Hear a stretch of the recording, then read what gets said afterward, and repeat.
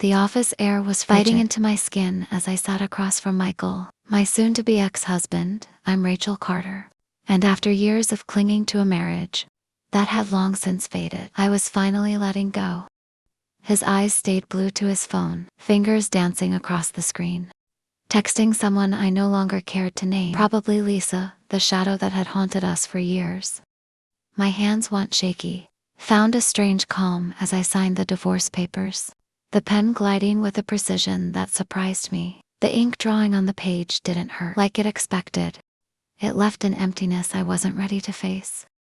Michael barely looked up, his relief palpable, despite his attempt to hide it behind a curtain. "Well, wrap this up next week." His voice was detached, transactional, as if I were a deal HD grown tired of negotiating. I searched his face for a trace of the man it loved, but there was nothing, just a stranger wearing his skin. I felt no anger, only exhaustion, from years of fighting for something aged, never valued when I stood. The silence was suffocating. He didn't speak, didn't look back. The door clicked shut behind me, and for the first time in ages, I felt free alone. Yes, but free. I boarded a plane the next day, the hum of the engines drowning out my thoughts. As I stared through the tiny window at the clouds below, my reflection flickered faintly in the glass, a ghost of the woman I deepened. I was leaving Boston behind, its skyline a jagged reminder of broken promises, and heading to my Aunt Ellen's house in Maine. The ticket was a spur-of-the-moment decision, an escape from the wreckage Michael had left me in. My suitcase was light. It'd taken nothing from our shared life, no mementos of a past I wanted to forget. I thought back to our early days, newly bliss when I'd mistaken his drive for devotion, his silences for strength. How foolish I'd been holding on as he drifted to Lisa, ignoring the warnings from my dad, James, and the friends I'd pushed away to defend him. My loyalty had cost me Durlamy family, my confidence, my sense of self. As the plane descended, I pressed my forehead to the cool glass, Ellen's soothing voice echoing in my mind. She'd promised me refuge, a chance to heal. I wasn't sure healing was possible, but I needed to try. Pat Ellen's away from Michael. I hoped to find the woman I'd lost. A few days into my stay, the quiet it found was shattered. I was sipping tea at Ellen's kitchen table, the morning lights soft through the window. When her phone rang, her face fell as she listened. Then she turned to me, her voice barely a whisper. "It's your dad, James." He's passed. The words hit me like a punch, though I couldn't tell if it was grief or guilt that twisted my gut. "I hadn't seen Dad in years, sir." Last talk had been bitter. His warnings about Michael, dismissed by my stubborn pride. HSCH begged me to see the truth. But it chosen Michael, driving a rift between us. It never mended now. He was gone. No chance to say I was sorry. No final words. I stared at the table. The weight of my choice is crushing me. "It'll go back," I said, my voice steady, despite the chaos inside. Ellen squeezed my hand, her eyes kind.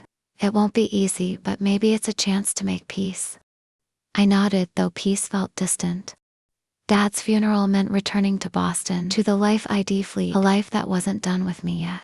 The funeral day was gray rain, relentless as I stepped from the car, umbrella trembling in my grip.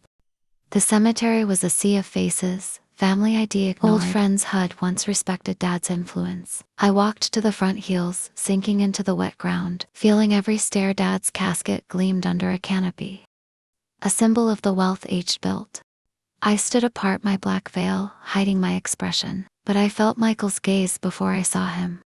He was there, Lisa, clinging to his arm, her smugness radiating. Our eyes met briefly. Something flickered in his, maybe regret, but it vanished fast. Lisa whispered to him, her lips curling as he smirked. I looked away, refusing to let them see me falter. I was here for Dad, not them, and my presence alone was a quiet defiance. As the priest spoke, my mind drifted to our last fight, Dad's voice sharp, pleading. It walked away, choosing Michael's lies. Now standing by his grave, I felt the sting of my mistake. When the crowd thinned, I stayed silently, vowing to honor him not just in mourning, but in reclaiming what it lost. The will reading was held at Dad's estate, a sprawling house that felt emptier without him. I sat at the long table, fingers tracing the edge of a glass. Facing Michael and Lisa, her confidence was smug. "His unreadable the lawyer," Mr. Thompson began, his voice steady as he listed minor bequests. Then he reached the core. The entirety of James Carter's estate, including Carter Enterprises, passes to his daughter, Rachel Carter. The room froze. Lisa's smile vanished. Michael's composure cracked. "This can't be right," he said, his calm fraying. Lisa's nails tapped the table. "Surely not." Thompson slid a notarized paper forward. "Updated 3 months ago." I stayed silent, a spark of triumph igniting inside. Dad had given me Thesa a final gift, a chance to rise. In Dad's office, I sank into his leather chair, the scent of wood and books wrapping around me like a memory. This was mine, no Carter Enterprises. Its power, its weight. The board had met earlier, their polite nods masking doubt. I was untested, a woman in a man's game. But it faced worse. I spent hours with Dad's files, his notes guiding me through his vision. As night fell, I saw my reflection in the wind down. The broken wife Michael had left, but someone new, ready to fight. Michael showed up days later, leaning in the doorway, all charm and arrogance. "Rachel," he said, stepping in uninvited, "I'm impressed. Didn't think you had it in you."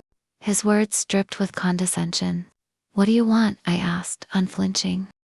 He circled the desk, fingers brushing it like it was still his. "This is big, I could help." His hand grazed mine. I pulled back. "I don't need you," I said, voice steel. "You chose Lisa.